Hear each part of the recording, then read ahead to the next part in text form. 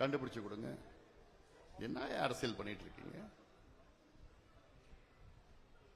அது மட்டுமல்ல, இந்த கடலூர் மாவட்டம் என்றால் தமிழ்நாட்டில் இல்ல, கர்நாடகாவில் மழை பெஞ்சுன்னா எங்க வெள்ளம் வரும்? நாம கடலூர் மாவட்டத்தில். இதுதான் வடிகால்.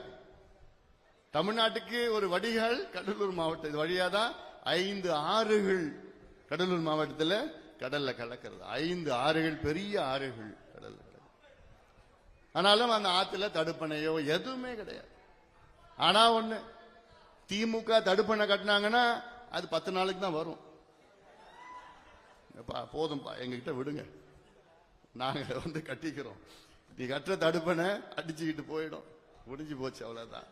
ஊழல் ஊழல் ஊழல், எல்லாத்திலையும் கொள்ளடிச்சு எல்லாத்திலையும் ஊழல் செய்கின்ற இந்த திமுக ஆட்சியை வீட்டுக்கு அனுப்புகின்ற நேரம். அதுல முக்கியமாக நான்